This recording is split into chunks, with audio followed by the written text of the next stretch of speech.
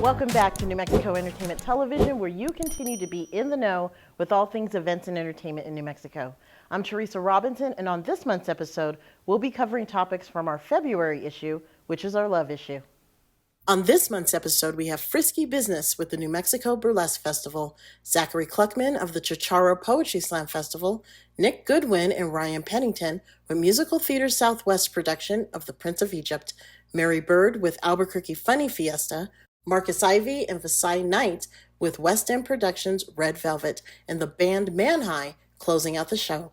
Also our entertainment history and music minute featuring Los Domingueros. So, let's get started.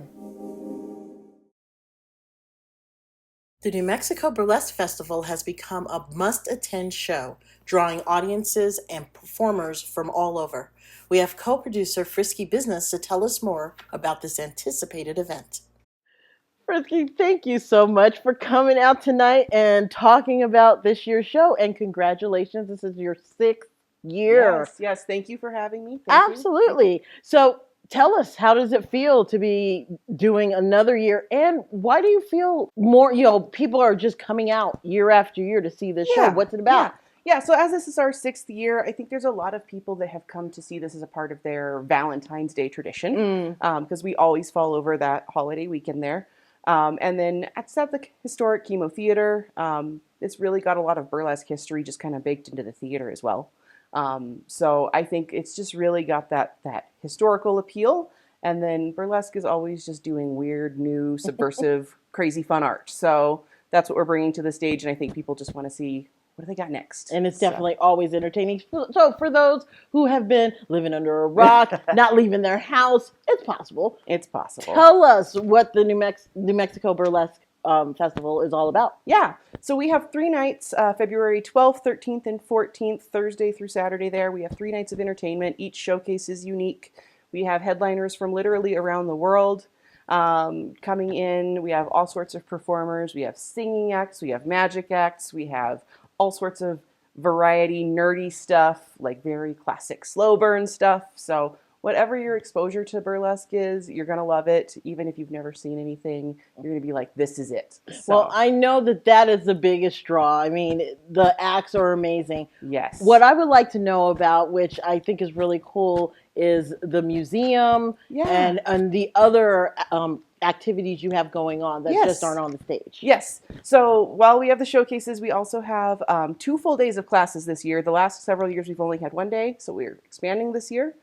We have 9 workshops over the 2 days, taught by our headliners, our hosts, different performers. And then this year, for the first time ever, we are partnering with the Burlesque Hall of Fame out of Las Vegas. Wow. And their director is coming here. Dustin Wax will be here, and he's going to put on a workshop about local burlesque history and how to research your local burlesque history and what all has gone on in the wild world of burlesque in Albuquerque. So those will be at the Cachette Dance Hall on Friday and Saturday of the weekender. Well, that's really cool. Yeah. So let's talk about this year's performers. Who you got? Yeah, so we have Chola Magnolia and Ginger Snaps coming from Texas. We have Redbone coming from California. Tito Bonito is always a favorite. He's going to be hosting. And then we have performers Sneaky Boo and Nami Flair and Vita Devour. I just love these names. I know. We have performers coming from Norway and Puerto Rico and people that have performed literally all around the world. So thrilled. This is going to be a great show. So where can people learn more about the show? All the information, how to get tickets, where do they go? Yeah. So you can always find a lot of information, the full lineups by night, and then all the workshop information will be on our website at nmbfproductions.com. And then there is a link there to get to the City of Albuquerque's ticketing website. So make sure you're getting them from that official site, but there's a link on our page. Wonderful. And I love the outfit. I love that you were like, I'm coming full on. Yes. I've been waiting. Yeah. Perimenopause, this is great stuff. I got you. Thank you so much for coming on tonight. Thank you for having me. We're excited for the show this year. Always. Thank you so much. Absolutely. We'll be back.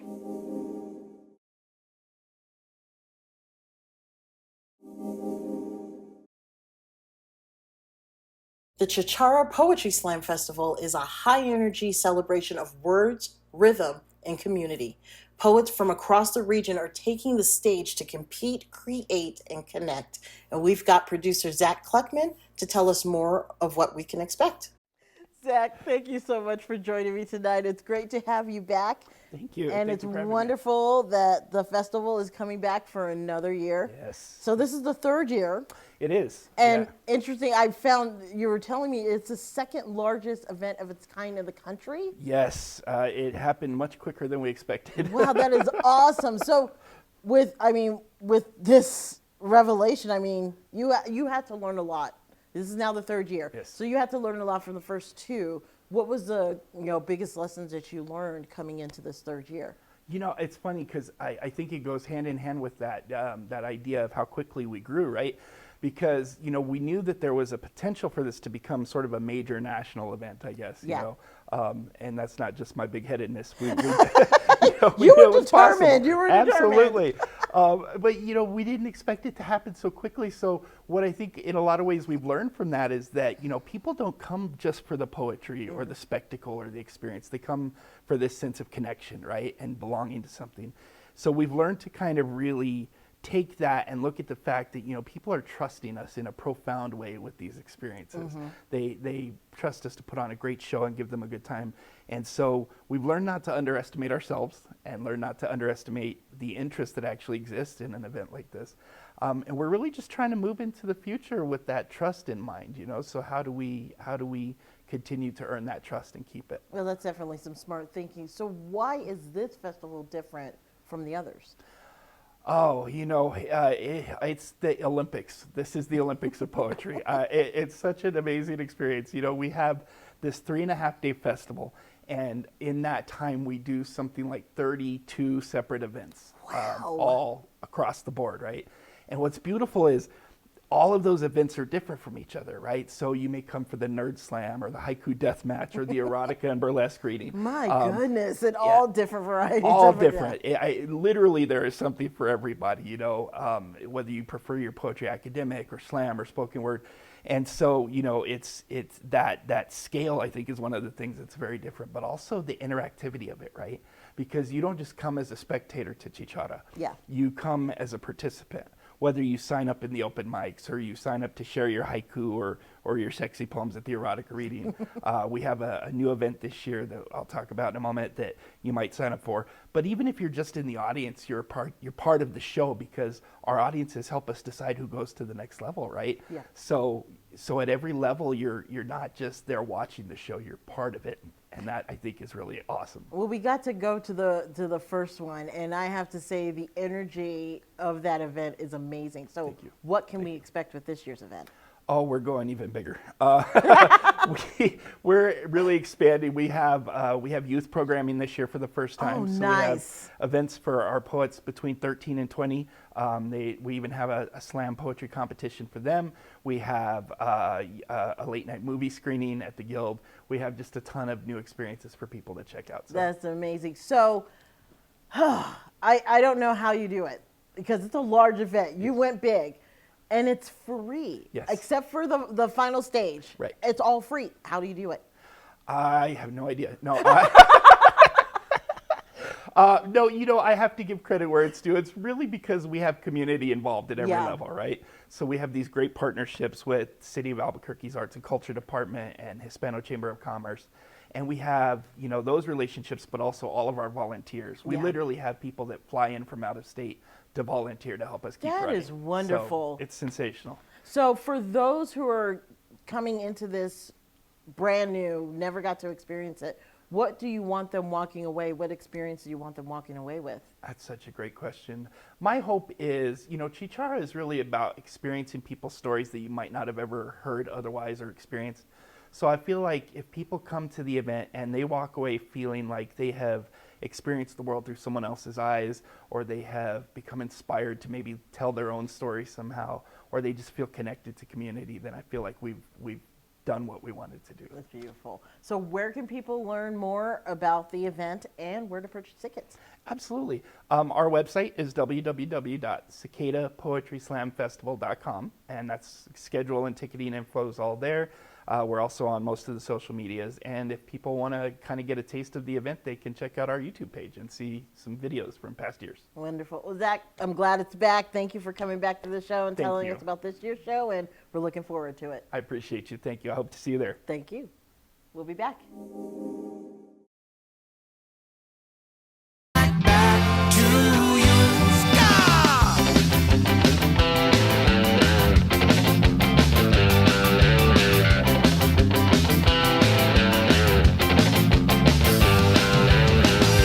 Every time she bakes, she makes a mess. She's alright, she's alright, she's alright, she's alright. All her fucking plans fill me with stress. She's alright, she's alright, she's alright, she's alright. She's always finding ways to fill her house. She's alright, with more junk. She's alright, she's alright. But still she finds a way to lead me back. She's alright, to her side. She's alright, she's alright. She pasteurizing things that she can pull a fast one on me. Those big old brownies got me feeling kind of warm and fuzzy. Yes, I'm doomed to put up with that bullshit all my days. No matter, before that leads back to you. So don't worry, 'cause I do the same to you. And as always, we find a way to do. Musical Theater Southwest is presenting The Prince of Egypt.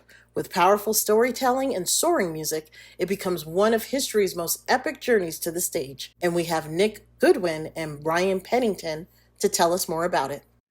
Well, guys, thank you for joining me tonight to talk more about the production Prince of Egypt. So I want to start with, tell us about the show. What's it all about? So The Prince of Egypt is based on the 1998 animated film of the same name by DreamWorks Animation. I believe it was supposed to be their first animated film, but it was beat out by Ants, I guess, because they were like trying to compete with Bugs Life at the time, but it was meant to be their first animated film. It's based upon the Book of Exodus, so I think like the first couple chapters basically from the Hebrew children being killed by the previous pharaoh, all the way up until the Exodus occurs and Moses comes down from the mountain with the Ten Commandments. And then it goes even worse from there, basically. But the difference between the biblical book of Exodus and this version is that the writers made it more of a drama between brothers who have come to learn what their different destinies are and how those destinies rip them apart, where one is destined to be a prophet and one has to carry the burden of being the Pharaoh of Egypt. And that's where our story really pulls its heart, is that brother conflict as well. Well, tell us about your characters. I play the character of Ramesses. In this, I end up becoming Pharaoh by the end of the show. I feel like in general, he deals with a lot of societal pressures in being his character and trying to not deviate necessarily from where the Egyptians want him to be, as far as being the leader of the people and trying to uphold a status, basically, in that process. As he's learning, growing up, he learns a lot from Moses just because that's his brother. And he feels like he can rely on him a lot more than he normally would anybody else because he feels like he can naturally be himself. Unlike when he's with his parents where he has to put on almost like a mask. Well, Moses, being the second son, he doesn't really have all that much pressure put on him. He's not going to be the one to carry on the Pharaoh's dynasty. So he's a bit more playful, and that's why he can be himself and try to encourage Ramses to be himself in a lot of different ways. But then when he discovers that he is a Hebrew, his world completely unravels. He had a place, and even so, that place wasn't very concrete. He doesn't really do much as a second son. He's the playboy. He gets to do whatever he wants. There's no real responsibility on him. And now that he's discovered that he's a Hebrew, there's another complete upheaval in who he is. And so spoiler alert, but it's in the Bible, when he kills the Egyptian guard who is mistreating the Hebrews, he goes off into the desert and has to find himself again. And that's when the Midianites help him to look through a different lens, to look through a broader lens. The lyric in the show is, "Look at your life through heaven's eyes," and this is who Moses begins to be through the rest of the show, where he has to understand that he cannot see through the lens that people see, but rather through how God sees, how to see in through that lens of history and how to serve justice best, even though he struggles with it throughout the course of the show and obviously throughout the whole biblical canon that he's a part of. Well, I know that the musical, the soundtrack, just knowing from the animated film, was an excellent soundtrack. And you guys are going to be performing this in a theater that actually hasn't been used for a while. So how does it feel to be performing back at the African American Performing Arts Center? The last time I was on that stage was 2016. Wow. I was there for Beating the Beast with MTS as well, actually. It'll be a really, really nice stage and space to use, and I think it's really great that we can bring a lot more people into it. I mean, there are very few places in Albuquerque right now to do that, and I think this is a wonderful opportunity to bring the scale of this story to this community. When it comes to this production, what do you think it is about this production that makes it worthwhile to go see? There's many things. Do you have anything The that come up? incredible talent of all of the cast. Oh, Like, 100%. it is insane. We've gotten through 2 weeks of music rehearsals already, and just listening to everyone, I've been like, whoa, Yeah. through most of it. Where can people learn more about the production and where to purchase tickets? So they can find tickets at ntsabq.org. And we have tickets up for sale right now from March 12th through the 29th. So if you, on the front page, you'll actually see the Prince of Egypt logo for the show, and then there'll be a tickets button at the bottom where you can locate tickets. Nick and Ryan, thank you so much for taking the time out to talk with me, and we are looking forward to the show. Absolutely. Yes, thank you so much. Thank you. Thank you.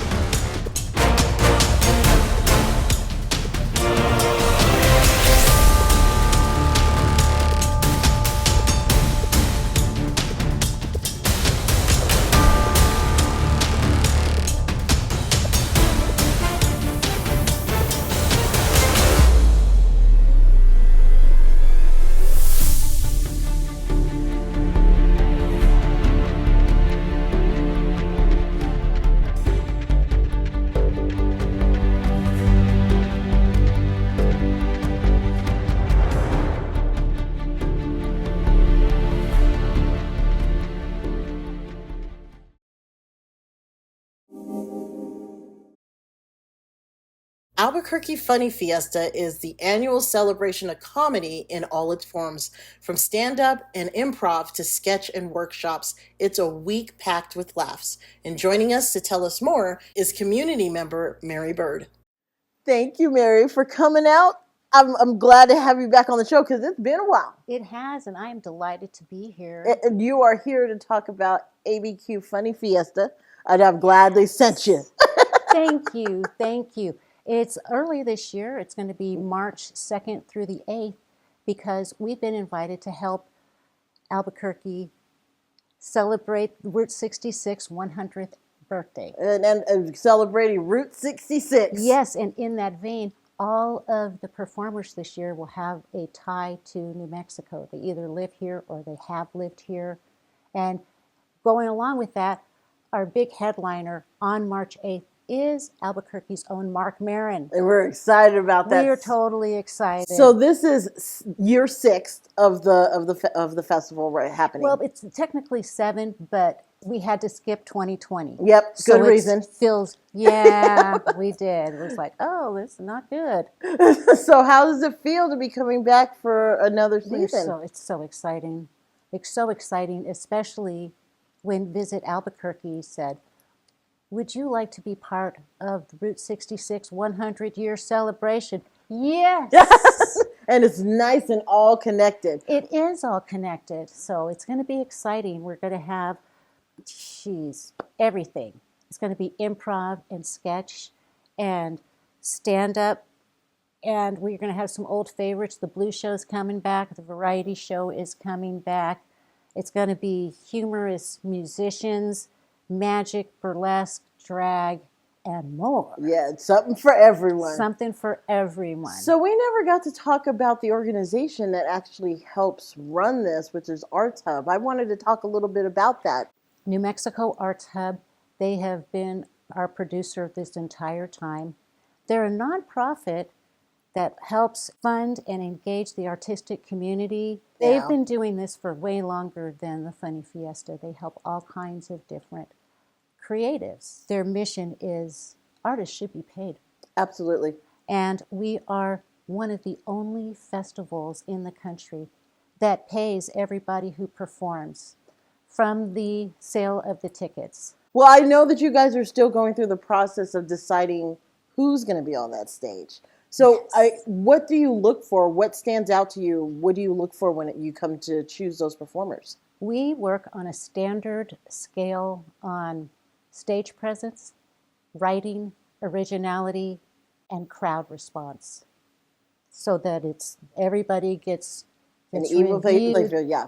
from the same perspective. Well, that's a great way to go. And so, yes, we're going to get back to Mark Marcone, who is coming out to perform as the headliner. Yes. Excellent choice. So tell us what led you guys to want to bring him out. Well, he is one of the most famous New Mexico comedians. When they said, we really want it to be New Mexico. Who do we know? And we are very lucky he did come a couple of times to Dry Heat. That's exciting. That's exciting. We're very excited. So for those who actually did not, they procrastinated, they didn't take the opportunity to sign up for this year, how do they go through the process for possibly taking that step for next year? Start coming to open mics. There are several of them. You can check those out at New Mexico Comedy on Facebook. There's a lot of them. Go and see it, what you feel. Sometimes people come and watch for a few times. Other times people just dive right in. But we welcome you and we'll be nice to you. So for those who want to take part in this year's show, to see what's happening, see who's on stage, where do they get tickets? ABQFunnyFiesta.com. Mark Maron tickets are available right now. They're going fast. Please do not pay $1,100 for them. They are not that much. Those are scalpers. Go to either the Kiva or Albuquerque Funny Fiesta. It tells you how much people really want to go to this show. So get those tickets. Get them tickets. Mary, thank you so much for coming tonight and telling It's us about the been show my and Arts pleasure. Hub. And please share the website for Arts Hub as well for those who want to help out or learn more about that organization. I believe it's abqartshub.org. Wonderful. Thank you again. Thank you. Get your tickets. Get And your tickets. yes, this is going to be a great show. Thank you for coming out. Thank you. We'll be back. Here is your New Mexico Entertainment in 60. The Taos Winter Wine Festival is a long weekend of events featuring Taos's culinary artistry coupled with wine from around the world from wine partners who love to ski.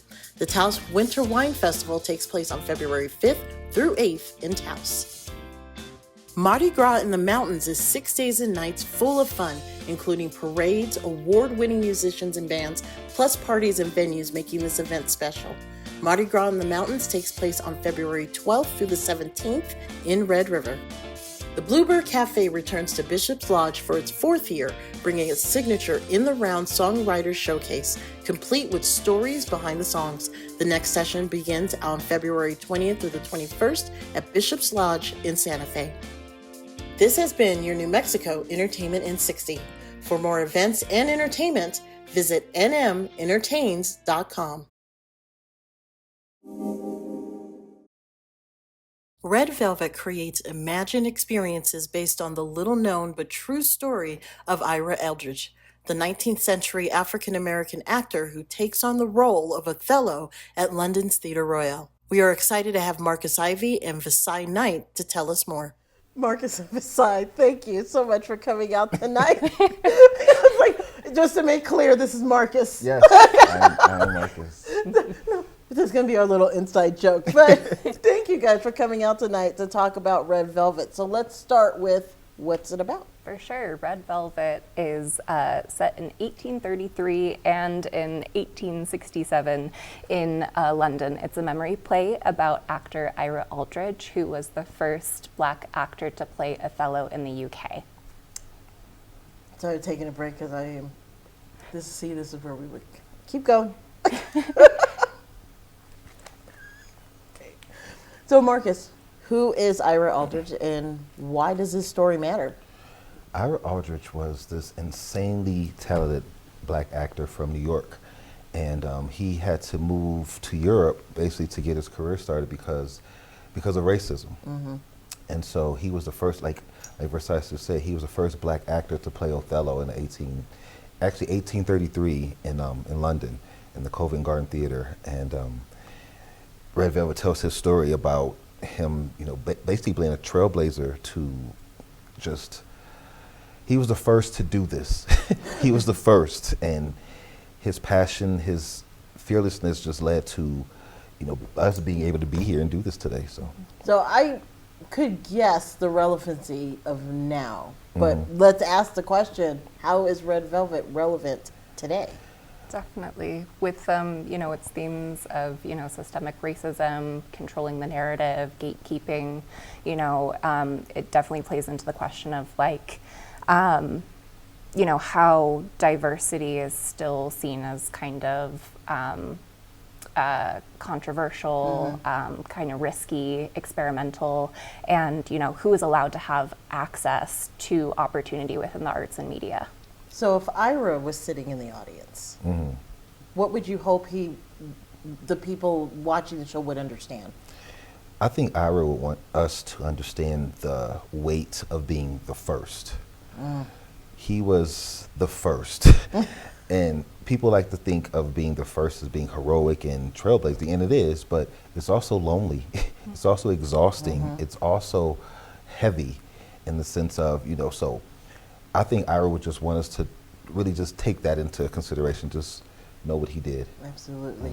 So what conversations do you want the audience having after they see this show? I hope they're just even talking about who Ira Aldridge is, because up until this point, not many people even know who Ira Aldridge is. So if they're Googling just to see who he was, Googling to see about the things that he had to go through just to get on stage, that's a win in my book. Well, this is definitely going to be a powerful production. So where can people learn more about it and where can they purchase tickets? Yeah, they can go to westendproductions.org to buy tickets. Our run dates are February 13th through March 1st, Fridays, Saturdays, and Sundays. That's Valentine's Day weekend, so be a great date night. Bring your dates out. Come check us out. And an educational night as yes, well. Definitely. Well, thank you so much for coming on tonight and talking about the show. Thank you so much for having me. It sounds like it's going to be a wonderful performance. I'm excited to be working with Versai and this great cast that we have. Yep. It's amazing. Wonderful. Awesome. Thank you for coming. Thank you. We'll be back. Thank you for joining us for this month's episode of New Mexico Entertainment Television, where you continue to be in the know. Join us next month as we cover topics from our March issue, which is our food issue. And to close out the show tonight, welcome Manhigh.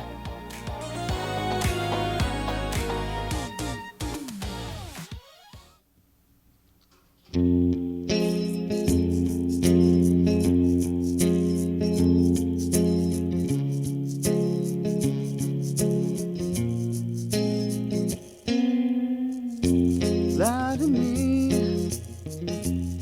You know it only suits yourself.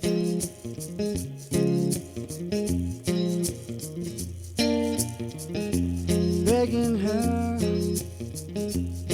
never hurt somebody else.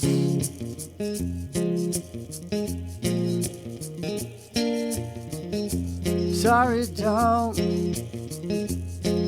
I was lonely, can't you see?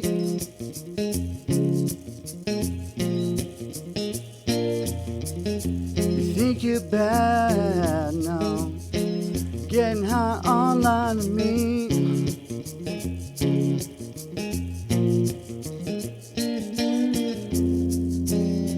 Lost your chance at a happily ever after.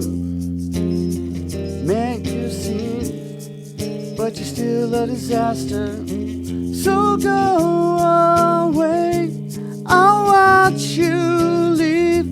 I feel so free now, I can finally breathe. Lie to your friends, you need some help.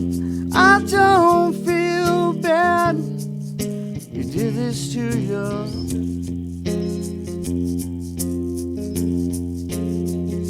to yourself.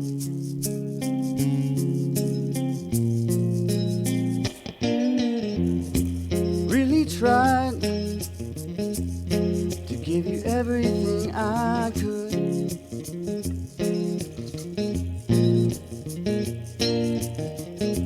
Wanted love, I imagined that you would.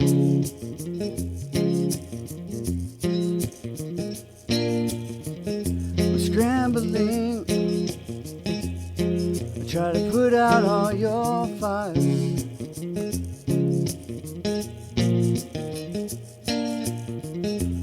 Don't want love, no. It's attention you desire.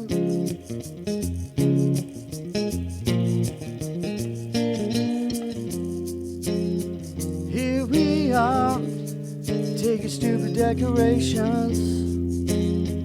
Make a scene, leave a last reputation. So go away, I'll watch you leave. I feel so free now, I can finally breathe. Lie to your friends, you need some help. I don't feel bad, no, you did this to your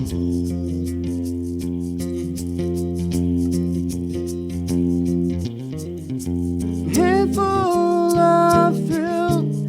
I'll take all these, I'll remain calm. You know you need to leave, but she's searching now, can't have no fun. You never, but I'm not the one.